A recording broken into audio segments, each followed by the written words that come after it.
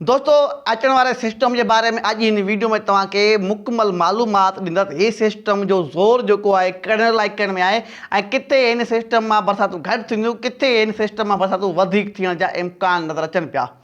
तो सिंध के काफ़ी इलाइक़नि में चांस आहिनि त इन वीडियो में तव्हांखे मुकमल मालूमात ॾींदुसि। अॼु आहे 6 अगस्त। दोस्तों 4 अगस्त ते मूं हिकिड़ी वीडियो अपलोड की हुई जंहिं मूं ज़िक्र कयो 7-8 अगस्त ते राजस्थान में हिकु सिस्टम ईंदो ऐं उनजे असरात जेके आहिनि सिंध में थींदा, उहो सिस्टम जेको आहे कमज़ोर थी वेंदो राजस्थान में। 4 अगस्त ते वीडियो अपलोड करे चुको आहियां ऐं वीडियो एडिट न थींदी, वीडियो अञा ताईं पेज ते पियल आहे।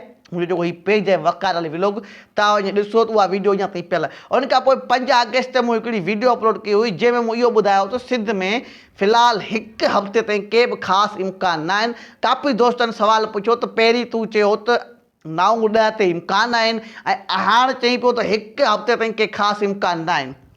इहो सवाल जो जवाबु बिल्कुलु तव्हांजो पुछण जो हक़ु आहे, तव्हां मुझारे जो शिकार थी वियो। इन वीडियो के आख़िर में इन सवाल जो जवाब तव्हांखे ॾींदुसि। त अचो ॻाल्हि कयूं सिस्टम के बारे में त हीउ सिस्टम किथे किथे सुठी बरसातूं वसाईंदो ऐं किथे इन सिस्टम जा असरात घटि आहिनि। सब खां पहिरीं तव्हांखे ॿुधाईंदो हलां त 4 अगस्त ते जेका वीडियो मूं अपलोड कई उहा बिल्कुलु दुरुस्त आहे त हीउ सिस्टम जेको आहे राजस्थान में ई कमज़ोर थिए पियो। मूं इहो बि चयो दुआ कयो त हीउ सिंध जे वेझो अचे या त ॾखण राजस्थान ऐं उत्तर गुजरात में दाख़िल थिए, जीअं थर पार्कर में सुठियूं बरसातूं थियनि। तो ये सिस्टम जो है थोड़ो वेझो अचे पियो सिंध के ऐं उम्मीद आहे त इंशाअल्लाह अल्लाह ताला के हुक्म सां तव्हां आमीन लिखी छॾियो, थर पार्कर में सुठा वसकारा थींदा। 7 अगस्त ते कुछ चांस हूंदा छो मगरबी सिस्टम जा बि कुछ असरात आहिनि, उनजे करे कुछ ककर ठही सघंदा। सुभाणे 7 अगस्त ते कुछ चांस आहिनि ऐं हिन सिस्टम मां थर पार्कर अछड़ो थर विचोली सिंध ऐं उत्तर सिंध में मॉनसून जो हवाऊं दाख़िल थींदियूं। कुछ इलाइक़नि में ककर ठही सघनि था, कुछ इलाइक़नि में हल्की, कुछ इलाइक़नि में दरमियानी, कुछ इलाइक़नि में तेज़ बरसात थी सघे थी। यादि रहे त सिस्टम डायरेक्ट हिट न पियो थिए, सिर्फ़ु असरात आहिनि। मॉनसून जूं हवाऊं ईंदियूं ऐं अल्लाह ताला जो हुक्म थियो त कुछ इलाइक़नि में मूसलाधार मतिलबु तेज़ बरसातूं बि थी सघनि थियूं। बाक़ी हिन सिस्टम मां ॿोॾ वारी सूरताल न थींदी, परेशान थियण जी का बि ॻाल्हि न आहे। सिस्टम जा सिर्फ़ु असरात आहिनि जेके अफ़वाहूं हलन पियूं। कुछ असां अहिड़ी का बि ॻाल्हि न आहे कई। असां जेका मालूमात मतिलबु जेका हूंदी आहे हक़ीक़ी मालूमात उहो ई तव्हां ताईं शेयर कंदा आहियूं। त हीउ सिस्टम जेको आहे राजस्थान में कमज़ोर पियो थिए, हिन सिस्टम मां पूरी सिंध न वसंदी। वरी कन खोले ॿुधी छॾियो त हिन सिस्टम मां पूरी सिंध न वसंदी।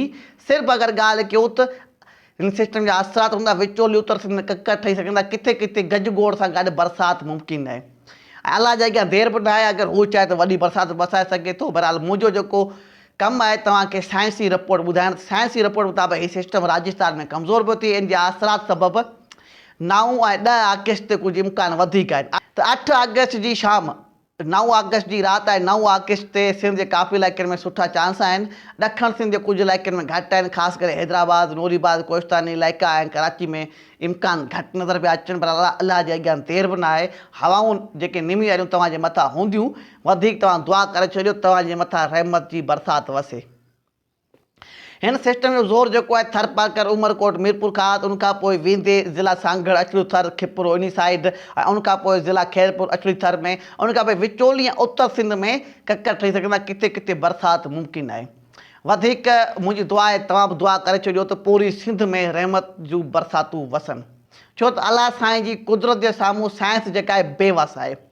हाणे आउं चवां पियो त बरसाति जा इम्कान घटि आहिनि, पर अलाह साईं चाहियो त सुठियूं बरसातूं पूरी सिंध में थी सघनि थियूं। हिन सिस्टम जो ज़ोर जेको आहे थर पार्कर अचड़ो थर में वधीक आहे। हीउ सिस्टम 9 ऐं 10 अगस्त ते कुझु इम्कान वधीक हूंदा। उनखां पोइ 11, 12, 13 अगस्त ते सिर्फ़ु असरात हूंदा। 11, 12, 13 अगस्त ते हिन सिस्टम जा सिर्फ़ु असरात हूंदा, किथे किथे ककर ठही सघंदा। बाक़ी को ख़ासि वॾो सिस्टम न आहे जंहिं मां पूरी सिंध वसी सघे। बलोचिस्तान में भी कहिड़ा ख़ासि इम्कान आहिनि। मौसम ख़ुश्क ऐं गरम रहण जा इम्कान आहिनि। सिर्फ़ु सिंध लाइ जेके कुझु इलाइक़ा आहिनि, ज़िला खुशदार, लसबेला ऐं सिब्बी, इन इलाइक़नि में कुझु ककर ठही सघनि था, किथे किथे बरसाति थी सघे थी। बाक़ी बलोचिस्तान में कहिड़ो ख़ासि सिस्टम नज़र न पियो अचे।